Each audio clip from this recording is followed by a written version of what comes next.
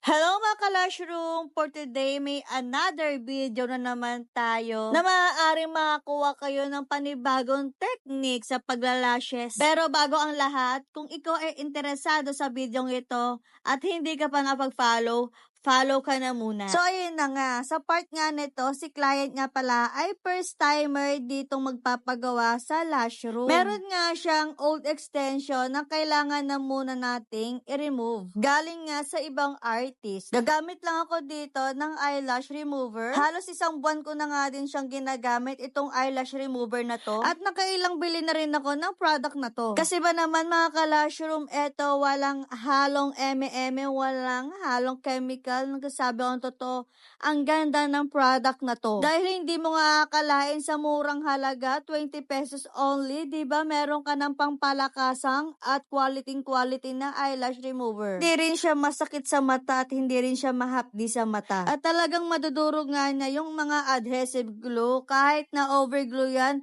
madudurog at madudurog niya yan. After ko nga siyang i-removal, ay mag-lash bath na tayo dito. So, ang gamit ko dito na lash shampoo ay yung sa RXY. Mai-share ko lang sa inyo mga ka-lash room. Dito sa lash room, marami kami na-encounter na mga clients na kapag sinashampuhan namin sila, nila-lash bath bago gawan. So, nagugulat sila na, oh my God, may ganito pala, na may pa-shampoo pa. As a lash artist, pinapaliwanag namin kung bakit kailangan i-shampoo muna, i-lash bath muna bago gawan. Lalo na kung galing ka sa removal. Lalo na kung masyado akong mashampong tao, kapag nagbabanlaw din ako, ay sobrang banlaw talaga. As long na may nakikita pa akong bula from shampoo, ay hindi ako titigil kakabanlaw. Anyway, balik na nga tayo sa ating ginagawa. So, sa part na to, ay naglalagay na ako dito ng tape and gel patch. May mga nagtatanong sa akin, nagpi-PM sila. Alam niyo mga ka-lash room, nagpi-PM dyan, nagtatanong about sa mga ganyan, tutorial. So, ayun na nga, may mga nagtanong nga sa akin, bakit daw ba naglalagay pa ako ng tape kapag ako ay naglagay na ng gel patch, bakit daw may tape pa raw?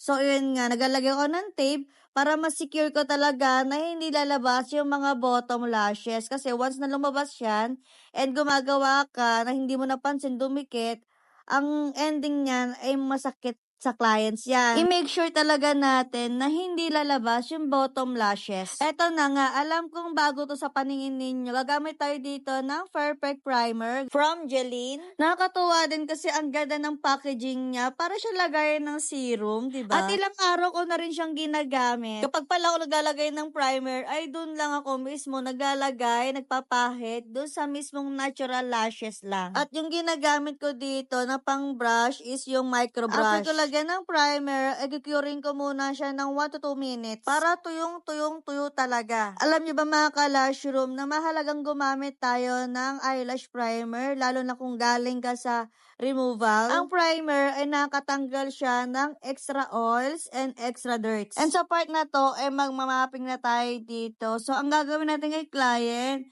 ay wet lash ang design. Pero dahil sa eye shape niya, ang gagawin natin na style ay cat eye. Ang size na lalagay ko sa kanya, ang pinaka-smallest, size 8. Ang pinaka-longest ay size 13. At ito yung gagamitin natin sa kanya na lash brand. This is my first time na gagamitin ko ang product ng Jeline. Classic 0.10 ang thickness niya. Decurl, and ito yung gagamitin ko na lash glue, which is yung extreme glue ng Jeline. Tara na, simulan na natin. So, ito na nga sa part na to, ay naglalagay na ako dito ng extension. So, ulitin ko mga ka-lash room, ang gagawin natin kay client ay wet lash. Ginamit ko nga dito is Classic 0.10. So, bali ang ginawa ko dito para maging wet lash, ay kumuha lang ako dito ng 2 to 3 strands ng lashes at naka-close pan siya kung ilagay ko. Mukha lang siyang madali kung titignan mo, pero mahirap talagang maglagay ng extension. Kaya akala nung iba mabilis lang kung maglagay ng extension, pero hindi po. Inaabot po kami dito ng 1 or 2 oras. Anyway, kung napapansin ninyo, kung maglagay ako ay hiwa-hiwalay. Kasi ba naman, para maiwasan ko yung pagdikit-dikit nung extension. And payo ko sa mga kapwa ko lash artist, always tayo magbabrush para ma-check din talaga natin kung may mga sumasabit at kung may matatanggal pa. After 2 hours nga ay tapos na akong gawan si client, and for the checking time talaga, ganito akong mag-check. Binabrush ko siya ng maigi para ma-check ko talaga kung may matatanggal, may sumasabit, or what. Gagamit lang ako dito ng micellar na Garnier pantanggal do sa ginawa nating marking do sa kanyang skin. At tatanggalin na nga natin ng dahan-dahan yung gel patch at yung tape na nilagay natin sa kanya. And here's the final look. O, diba? Ang ganda! Sinong may gawa niyan kundi ako? Hindi ko nga na-videoan yung reaction niya nung binigay ko na yung salamin na talagang nagulat talaga siya. Ganito daw kasi yung gusto niya talagang outcome. And talagang tuwang-tuwang-tuwa talaga si client dyan. Actually, dalawa sila ng mother niya nagpagawa sa amin. Doon sa mother niya, hindi ko nga na-videohan. Yung pinagawa ng mother niya is Demure Set, which is yung aming signature.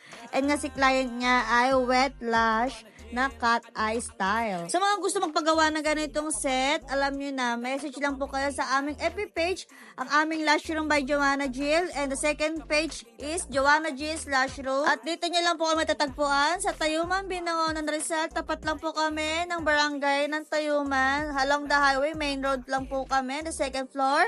So yun lang. Thank you for watching. Bye! Mwah!